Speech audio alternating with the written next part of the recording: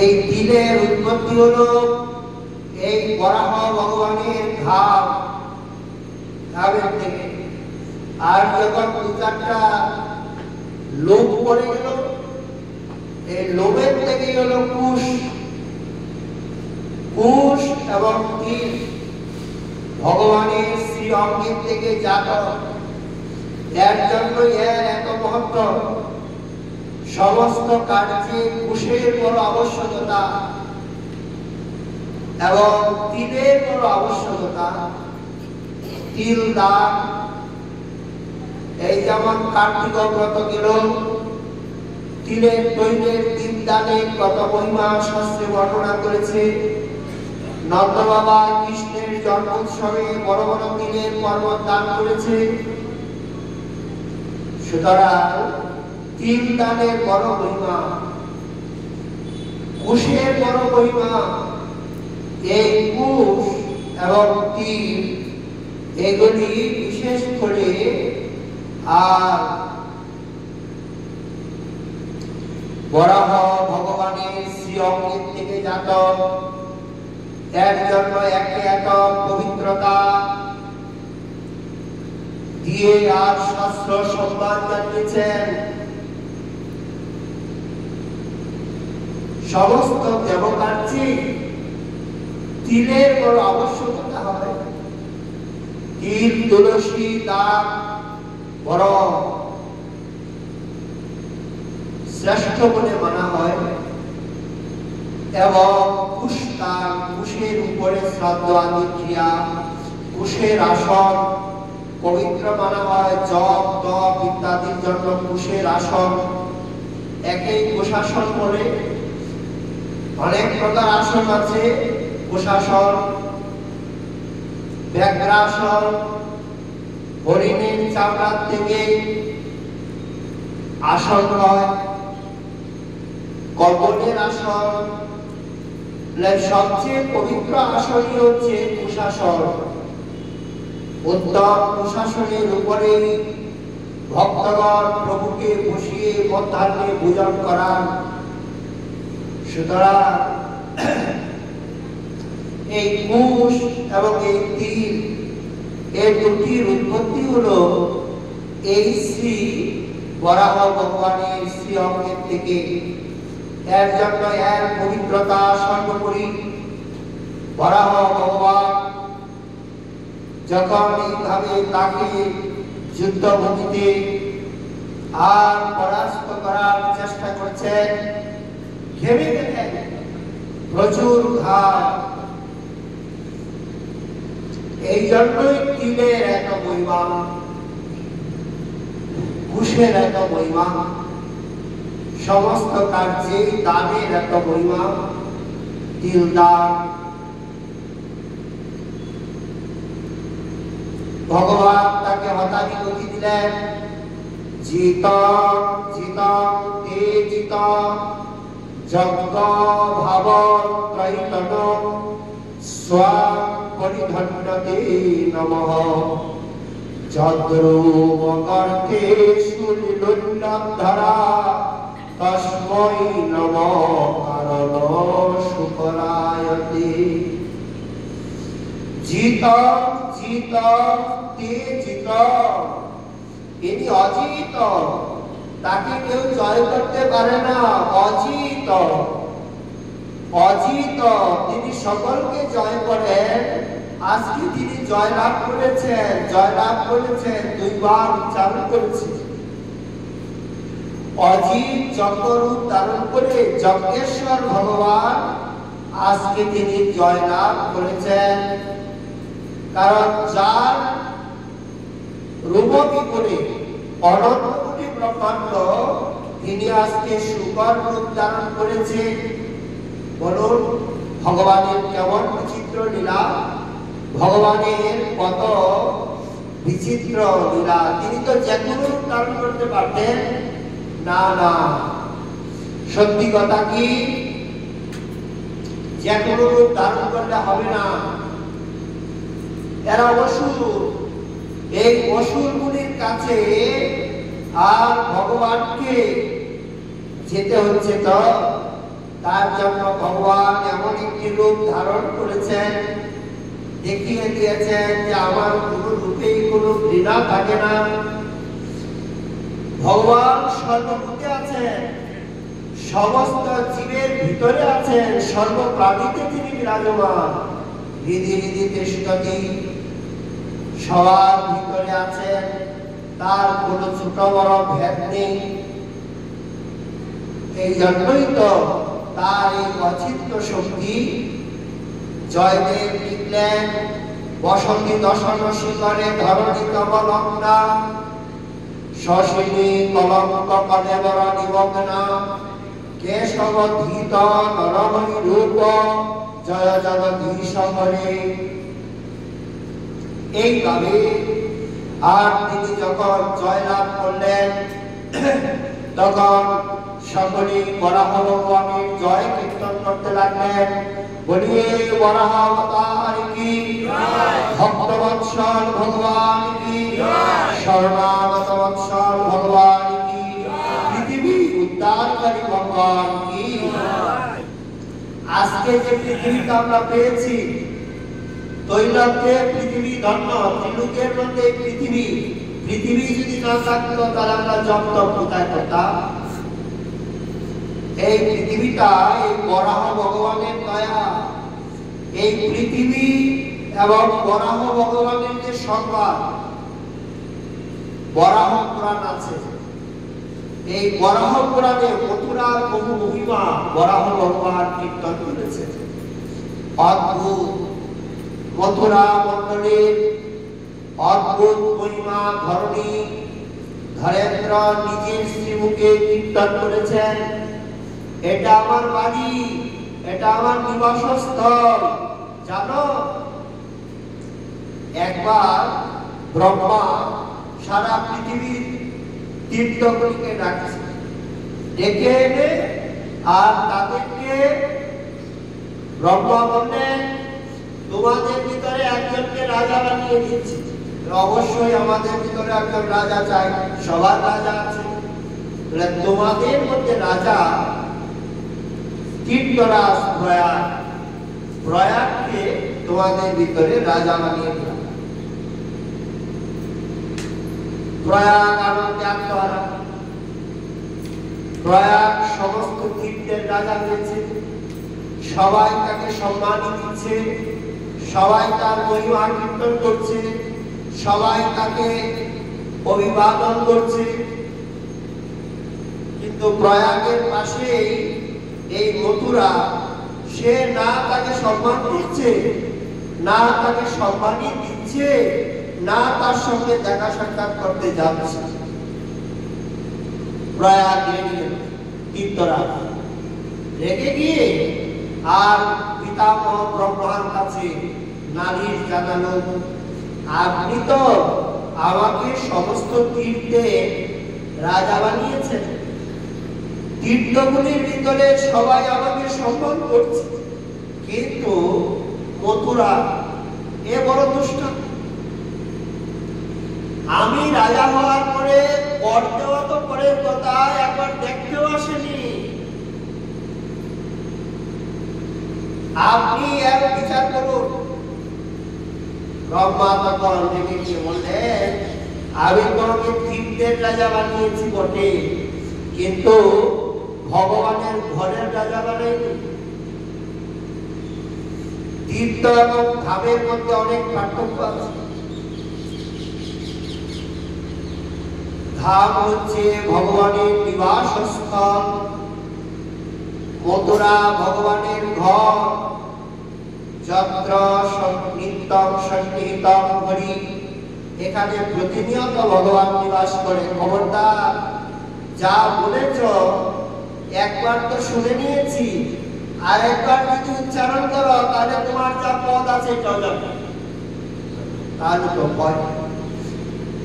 সুতরাং মথুরা মদ না দিয়ে মথুরা মনকে মন্থন করে, যেখানে এলে মনকে মন্থন করে, মনের ভিতরে আলোড়ন সৃষ্টি করে, আমি কেন জন্ম নিয়েছি, আমার কি করণীয়। আমি কেন সুরদুর্লভ মানবকে বৃথায় অতিবাহিত করছি? কারণ এটা তিনটি ধাপ আছে আমাদের, একটি বৈরাগ্যের, একটি জ্ঞানের, আর একটি হচ্ছে প্রেমের বা ভক্তির। তিনটি ধাপ। তিনটি ধাপের মধ্যে এই যে কাশী ধাপ, একে বলা হয় জ্ঞানের ধাপ। কাশীতে জ্ঞান বাপি আছে, জ্ঞানের কুয়া আছে, জ্ঞান বাপি, অর্থাৎ ওখানে সবাই পণ্ডিত। মহাদেবের কৃপায় কাশীতে সকলেই বড় বড় পণ্ডিত হয়। সকল শ্রেষ্ঠ শ্রেষ্ঠ দিগ্বিজয়ীগণ কাশীতে গিয়ে তারা তাদের প্রতিভাকে বিস্তার করে তারা ধন্য হয়। এটাই কাশী ধামের মহত্ব, কাশীর বিশেষত্ব। কাশী নাসিকা, মুখের মধ্যে যদি নাক না থাকে তাহলে যেমন দেহের সৌন্দর্য হয় না, এইরকম জ্ঞান না থাকলে যেমন মানুষের জীবনের কোনো কিছুই হয় না। অজ্ঞানী ব্যক্তির দ্বারা তার জগতে চলার কোনো রাস্তা থাকে না। তদ্রূপ কাশী ধাম হচ্ছে জ্ঞানের স্বরূপ, মূর্তিমান জ্ঞান, চলমান জ্ঞান। দেবাদিদেব মহাদেবের অহৈতুকী অনুকম্পায় কাশীতে যারা যারা অবস্থান করেন তারা মূর্তিমান দেবাদিদেব মহাদেবের কৃপায় জ্ঞানের পরমতা তারা অবগত হন। কিন্তু বৈরাগ্যের দাম হচ্ছে অযোধ্যা। জ্ঞানের দাম যেমন কাশী, বৈরাগ্যের ধাম হচ্ছে অযোধ্যা। আপনারা তো দেখেছেন রাজ্য সুরের শীত রাজ্য রশ্মি, দেবরাজ ইন্দ্র অযোধ্যার বৈভব দেখে, অযোধ্যার সম্পত্তি দেখে, অযোধ্যার প্রভাব থেকে দেবরাজ ইন্দ্রের মনে বাসনা জাগে, আমি যদি অযোধ্যার নরেশ হতে পারতাম, অযোধ্যা এসে রাজত্ব করার আকাঙ্ক্ষা তার মনে জাগে। এত বৈভব, কিন্তু সেই বৈভবকে মহারাজ দশরথ মুখে বলেনি, রাম তোমাকে রাজ্য ছেড়ে বনবাসী হতে হবে, এই কথাটা মহারাজ নিজের মুখে বলেনি। রামচন্দ্র শুনেছে, আমার মধ্যম জননী কইকেয়ী প্রস্তাব রেখেছেন আমাকে রাজ্য ছেড়ে 14 বৎসরের জন্য বনে যেতে হবে এবং ভরতকে রাজা বানাতে হবে। এটা শুনেছেন। যখন শুনেছেন, বলুন কেমন ত্যাগ, কেমন বৈরাগ্য!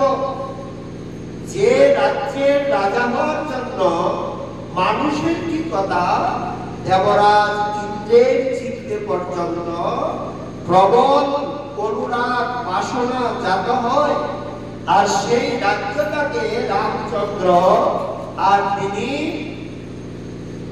মনোবল ত্যাগ করে দিচ্ছেন। কোনো আসক্তি নাই, আমার দরকার নেই, আমার বাবার বাক্যটা রক্ষা হোক, আমি জঙ্গলে চলে যাব। 14 বছর কি কথা, সারা জীবন জঙ্গলে জঙ্গলে ঘুরে বেড়াবো, কোনো আপত্তি নেই আমার। মানলাম রামচন্দ্র বাবার বাক্য পালনের জন্য যাচ্ছে, কোনো আপত্তি নেই। কিন্তু প্রশ্নটা হচ্ছে এই, বাবার বাক্য পালনের জন্য তো রামচন্দ্র যাচ্ছে, সংবাদটা যখন ভরত পেলেন, যার জন্য রাজ্য গ্রহণ করে রেখেছেন মন্ত্রণার কুমন্ত্রণায় কইকেয়ী, সেই সংবাদ শ্রবণ মাত্রে ভরত তার থেকে শতগুণ বৈরাগ্যবান হয়ে গেলেন। না না না না, এই রাজ্য আমি নিব না, আমার বাবা যে রাজ্যের জন্য প্রাণত্যাগ করেছে, আমার দাদা জ্যেষ্ঠ ভ্রাতা রামচন্দ্র যে রাজ্যকে বলবৎ করে অরণ্যে প্রবেশ করেছে, এই রাজ্য আমি নিব না। আমার অভিপ্রায় নেই, কাকারেরও না, রামচন্দ্র। ভরত যখন যাচ্ছে না,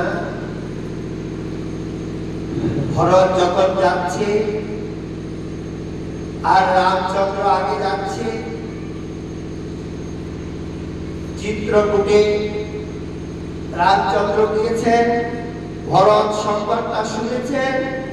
রামচন্দ্র যখন যাচ্ছে না, রাস্তার থেকে কাটাকুড়ি তুলে তুলে ফেলে দিচ্ছে। কেউ জিজ্ঞেস করছে কেন?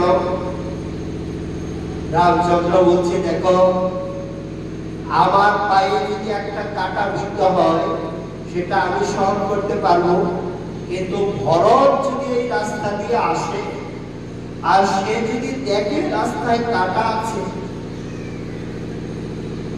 যদি অনুভব করে যে আমার দাদা রাম এই কণ্টকাকীর্ণ রাস্তা দিয়ে গিয়েছে, ভরতের যে কোমল হৃদয়, সে হৃদয় সহন করতে পারবে না, সে স্থির থাকতে পারবে না, সে ধৈর্য ধরতে পারবে না। এই জন্য রামচন্দ্র সব কাটাকুড়িকে তুলে তুলে দিয়ে যাচ্ছেন পেছনে। এমন ভাতৃপ্রেম।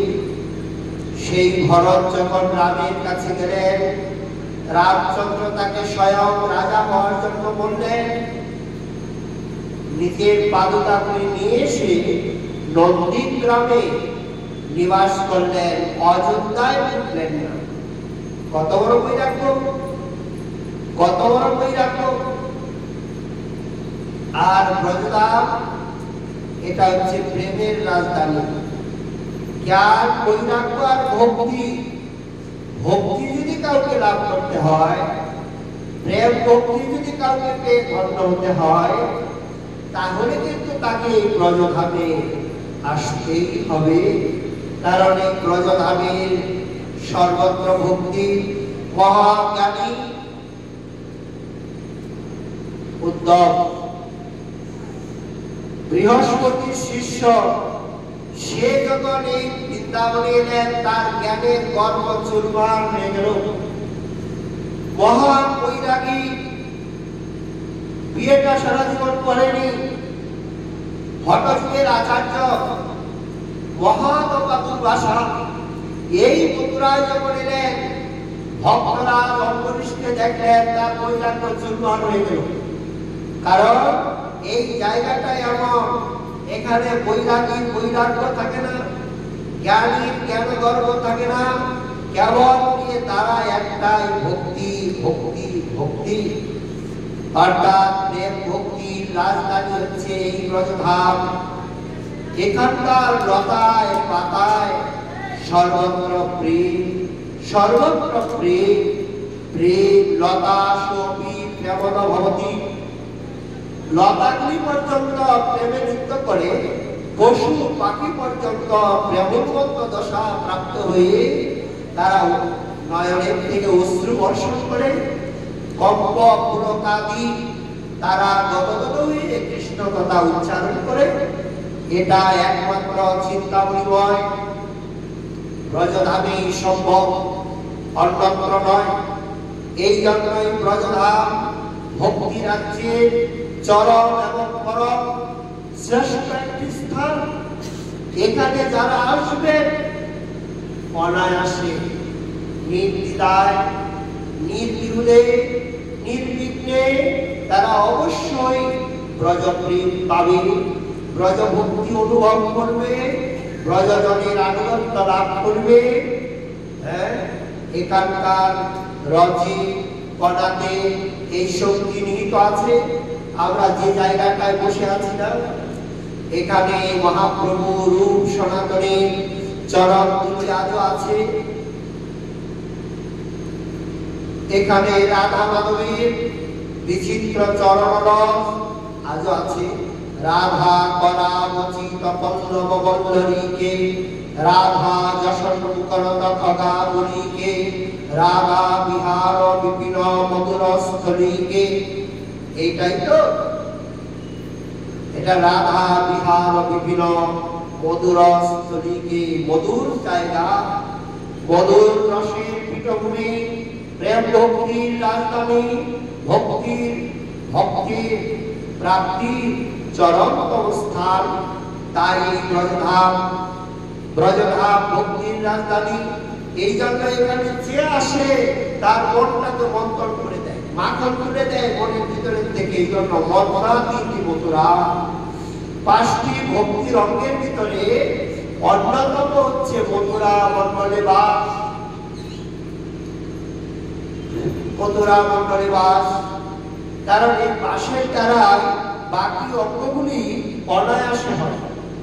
সাধু সঙ্গ, নাম সংকীর্তন, বিগ্রহ সেবা, তুলসী সেবা, এইগুলির জন্য প্রয়াস করতে হয় না।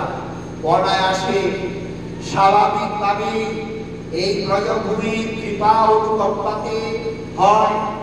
এই জন্যই মঙ্গলময় ভগবানের যে ধাম, এই ধামের তুলনা কোথাও পাওয়া যায় না।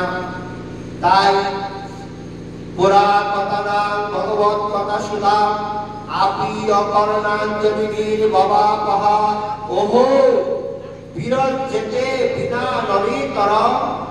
যে কর্ণে ভগবানের কথা যায়নি তার কি করে সদ্গতি হবে? তার তো গতির আর কোনো উপায় দেখা যাচ্ছে না। কারণ এই মঙ্গলময় ভগবানের কথা কর্ণকুহরে প্রবিষ্ট না হলে সেই নর কখনো কদাপি কোনদিন উদ্ধার হতে পারবে না। তার সদ্গতির কোনো কারণ দেখা যায় না। তাই বড় বিচিত্র ভাবে দেবগণ স্তুতি করলেন। কিন্তু প্রশ্নটা হলো, সবে মাত্র সৃষ্টিই হয়নি, পৃথিবীটা সৃষ্টি হয়েছে। এত সময় ব্রহ্মা মানসিক সৃষ্টি করেছে, মাত্র জনসংখ্যা 4 জন 10 জন, 4 আর 10 14, আর 2 জন মনু 17, মাত্র 16 জন।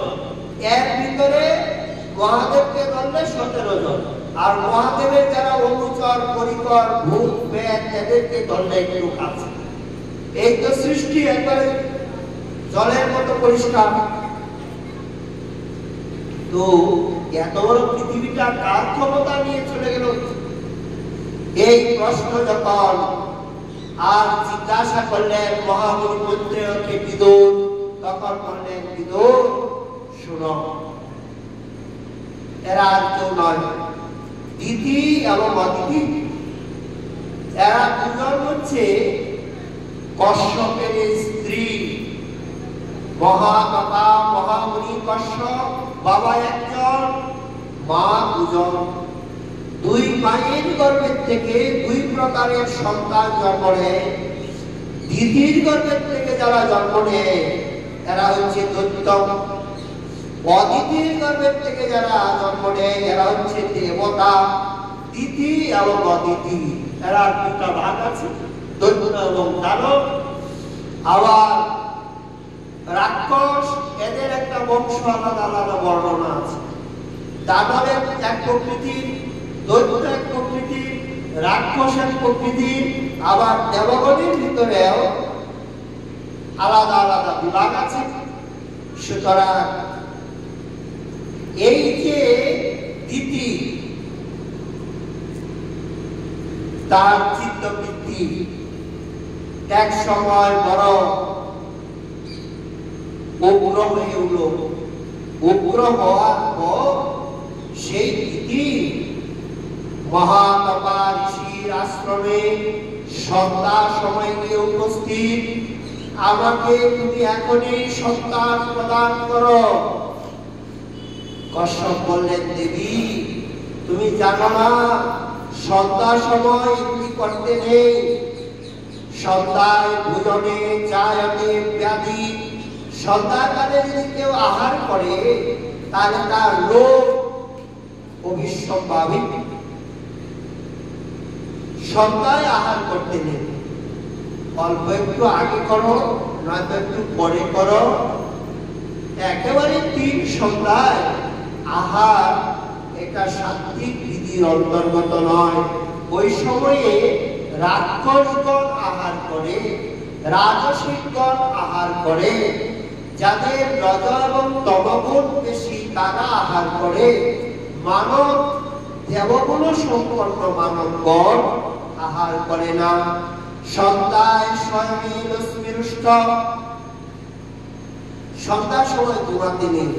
একটা প্রবাদ আছে, 12 বৎসরের যদি কেউ অসুস্থ হয়, শয্যাশায়ী হয়, তবুও তাকে সন্ধ্যার সময় অন্তত একটু এড়ান দিয়ে বসা উচিত। সন্ধ্যায় ঘুমানোটা এটা মঙ্গল নয়। সিদ্ধ বাবা, সিদ্ধ জগন্নাথ দাস বাবাকে জিজ্ঞাসা করলো, বাবা কলিযুগে পরমায়ু 120 বছর গ্রন্থে দেখা, 80-90 এর পরে আর লোক দেখা যায় না বাবা সমাজে। 90 বছর, 100 বছর, 120 বছরে পাওয়া যাবে, পাওয়া যাবে। আর আপনি তো এই নিয়ম লঙ্ঘন করে দিয়েছেন। 135-40 বছর আপনার হয়ে গেছে, এতটা আয়ু কি করে বাড়লেন? বাবা বলেন, দেখো দুই সময় কাল আসে, সকাল ভোররাত্রে এবং সন্ধ্যাবেলা। ভোরবেলা কাল এসে টহল দেয়, সন্ধ্যাবেলায় কাল এসে আর টহল দেয়। কে ঘুমাচ্ছে? অন্তত পক্ষে ভোরবেলা উঠতাম, শরীর ভালো না, অন্তত উঠে যদি মঙ্গলারতি দেখেন, ঠাকুরের নাম নেন, প্রণাম করেন, হাত মুখ ধুয়ে আবার গিয়ে ঘুমান, তার অসুবিধা নেই। যদি একেবারে শরীর খারাপ থাকে, নাহলে তো ব্রাহ্মণ মুহূর্তে উঠে স্নান করে জপ তপ করা উচিত। কারণ এটা ব্রাহ্মণ মুহূর্ত বলা হয়েছে। এক একটা মুহূর্ত আছে, যেমন একটা বিয়ের মুহূর্ত, একটা অন্নপ্রাশনের মুহূর্ত, একটা দুর্গাপূজার মুহূর্ত, একটা শ্রাদ্ধের মুহূর্ত। মুহূর্ত থাকে না, মুহূর্তের মধ্যে সব কাজ হয়। মুহূর্তের বড় আবশ্যকতা আছে। পরব্রহ্মকে পাওয়া সারাদিনে একটা মুহূর্ত থাকে, সেই মুহূর্তটাই হলো ব্রাহ্ম মুহূর্ত, ভোরবেলা। ওই সময় সমাজ বড় নীরব থাকে, মানুষের মন তখন শান্ত থাকে, বুদ্ধি তখন নির্মল হয়, বিবেক তখন জাগ্রত হয় এবং বিচার শক্তি তখন ঈশ্বরের দিকে ধাবিত হয়। এই জন্য ভোরবেলাতে উঠে হরিনাম করা, ভগবানের চিন্তন করা, ভগবানের রূপ গুণ লীলা বন্ধন করা। শাস্ত্রে বলছেন, প্রভাতে উঠিয়া করে বৈষ্ণব বন্ধনা, কোন কালে নাহি পায় জমের তারা। সকালবেলায় তো বিধান দিয়েছে বৈষ্ণব বন্দনা করা, পূর্বাষ্টকের বিধান কখন দিয়েছে? প্রাতঃকালেই দিয়েছে। হ্যাঁ, যশো প্রসাদাৎ ভগবৎ প্রসাদ, যস্যা প্রসাদান্ন গতি কুতোপি ধ্যায়ং স্তবং স্তস্য যশস্তি সন্তাম বন্দে গুরু শ্রী চরণারবিন্দম। ব্রাহ্মে মুহূর্তে পঠতি য প্রযত্না। ব্রাহ্ম মুহূর্তে উঠে যে প্রযত্নের সঙ্গে, অত্যন্ত সুন্দরতার সঙ্গে এই পূর্বাষ্টক পাঠ করে, সে অবশ্যই বৃন্দাবন চন্দ্রের সাক্ষাৎ। ব্রাহ্ম মুহূর্তের কথাই বলছে। সাধন ভজনের জন্য ব্রাহ্ম মুহূর্তের একটা বড় আবশ্যকতা, সন্ধ্যা সময়ের একটা আবশ্যকতা। এই জন্য সন্ধ্যায় স্বয়ং এটা উচিত নয়, এবং সন্ধ্যা সময় সাতটায় উচিত। সারাদিন পূর্বে আর ঠিক সন্ধ্যার সময় বই কাটা নিয়ে আর বলবে, এটা নয়। তিন সন্ধ্যার সময় ছাত্র যদি পড়তে যায় তাহলে তার বিদ্যায় হানি হয়। ভক্তি শাস্ত্রের কথা বলা হচ্ছে না, জাগতিক বিদ্যা অধ্যয়নের কথা বলা হচ্ছে। ভক্তি শাস্ত্র আপনি সবসময় পড়তে পারেন, কারণ তার সন্ধ্যাও নাই, অস্তও নেই। সদা চিদানন্দ গণ চিদ বিজ্ঞান তাকে সদা সর্বদা আনন্দ দিয়ে থাকেন। যেমন আমাদের শ্রীজীব গোস্বামী পাদ যখন বৃন্দাবনে ছিলেন, তখন রূপ গোস্বামী পাদের পরিচর্যায় রূপ গোস্বামী পাদ সেই সময় ভক্তি রসামৃত সিন্ধু গ্রন্থ রচনা করছিলেন। কোন এক মহানুভব তিনার কাছে আসেন, গ্রন্থখানা দেখে বললেন, দেখো, ভক্তি মুক্তি স্পৃহা পিশাচী রীতি যাবৎ বর্ততে, এটা তোমার ঠিক হয়নি, এই শ্লোকটাকে সংশোধন করতে হবে। বলে খুব ভালো করে দিলেন মান্যবর বিজ্ঞবর পণ্ডিত। কিন্তু এই কথাটা শ্রীজীব মানতে পারলেন না। পণ্ডিত যখন যমুনায় স্নানে গেল, শ্রীজীব তখন তার সঙ্গে সঙ্গে যমুনায় জল আনার বাহানা করে দিয়েছে।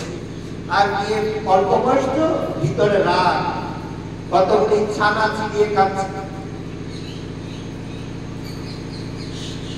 প্রণাম প্রণাম, কিছু বলবো? বলবো না। আপনি যে বললেন এই শ্লোকটাকে সংশোধন করবেন, কি আছে ভুল আমাকে আগে শোনান, তারপরে সংশোধন করলেন। এই যে বাবা, এখানে পিশাচী শব্দ আছে, মুখ থেকে পিশাচী। বলে আপনার কি মাথা খারাপ? আপনি দেখেননি এর আগে একটা আছে স্পৃহা, ভক্তি মুক্তি স্পৃহা যাবৎ, এইটুকু অংশ আপনি দেখেননি? অর্থাৎ যেমন কাউর মনে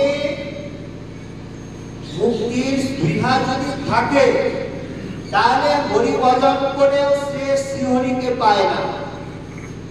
কারণ যেমন কোন ব্যক্তিকে যদি পিশাচী পেয়ে যায়, তাহলে সে যা খায় সব শোষণ করে নিয়ে যায়, শরীর দুর্বল হয়ে যায়, বুদ্ধি খারাপ হয়ে যায়। অনেক কথা বলি, শাস্ত্র যুক্তিতে পণ্ডিতের মাথাটা ঘুরে গেল। যখন পণ্ডিতের মাথাটা ঘুরে গেল, তখন বললো, তুমি তো বামুনের ছেলে। হ্যাঁ, বামুনের ছেলে। বলে তুমি এই স্নান নাই, দান নাই, বন্দনা নাই, আর তুমি এইভাবে খাচ্ছ যে? স্নান ছাড়া এইভাবে ছানা ছুঁড়িয়ে খাওয়া যায়? তখন গোসাই বলছে, কি করো, আমার তো অসৎ দেখা দিয়েছে, দুটা অসৎ একসঙ্গে, একটা জন্মের আর একটা মৃত্যু। জন্মের আর মৃত্যু মানে বুঝিনি, বুঝিয়ে বলো। দেখো, আমার স্ত্রী মারা গেছে, আর আমার পুত্র জন্ম নিয়ে, কন্যা জন্ম নিয়েছে। কি বলছো? আরেকবার বলো। তোমার স্ত্রী মারা গেছে, তুমি তো ব্রহ্মচারী দেখা যায়, বিয়ে করেছো? বলে না, বিয়ে করিনি। বলে বা, বিয়েই করেনি, আমার তার স্ত্রী মারা গেছে, কিরকম আজব কাণ্ড। আবার যার বিয়েই হয়নি, তার আবার মেয়ে মারা গেছে, মেয়ে মানে মেয়ে জন্ম নিয়েছে, মানে স্ত্রী মারা গেছে আর মেয়ে জন্ম নিয়েছে। তখন শ্রীজীব পাদ বললেন যে আমার মায়ারূপী স্ত্রী মারা গেছে আর ভক্তিরূপী কন্যার জন্ম হয়েছে। ছেলেটার প্রবেশ কোথায়? মায়া মরে গেছে আর ভক্তি রূপী কন্যা তার জন্ম নিয়েছে। ওরে, এর সঙ্গে আর কথা বলা যাবে। এই যে ভক্তি, ভক্তি রাজ্য, এই রাজ্যে সূর্য অস্ত যায় না, সূর্য উঠেও না, দিবারাত্র সমান তাদের কাছে। এটা আমাদের রাজ্য নয়। আমরা যত সময় এই রাজ্যে আছি, এই সময় আমাদেরকে আহার বিহার শয়ন স্বপন এগুলিকে বিচার করে চলতে হবে। তাই হচ্ছে সন্ধ্যা সময় সন্ধ্যায় উচিত নয়, আর সন্ধ্যা সময় যদি কেউ রতি ক্রীড়া করে তাহলে তার পুত্র জন্ম নেয়। ঋষি বললেন, কিন্তু বড় কঠিন কাবে মোর হতচিত, নাহি জানে নিজ হিত, মনের না তুঝে দুর্বাসনা, অহিনা অঙ্গি করু, তুমি বাচ্চা কল্পতরু, করুণা দুঃখ সর্বজনা। যার চিত্তে একবার এই দুষ্ট শক্তি কাম কামনার সৃষ্টি হয়, তার আর রক্ষা নেই। সাধুর সাধুতা ততদিন, বৈরাগীর বৈরাগ্য ততদিন, জ্ঞানীর জ্ঞানবত্তা ততদিন, বুদ্ধিমানের বুদ্ধিমত্তা ততদিন, বিবেকশীলের বিবেকশীলতা ততদিন, যতদিন না তাকে এই দুষ্ট মদন এসে তাকে পীড়িত না করে। মদনের পীড়া যদি একবার কাউকে আর শুরু করে না বাবা,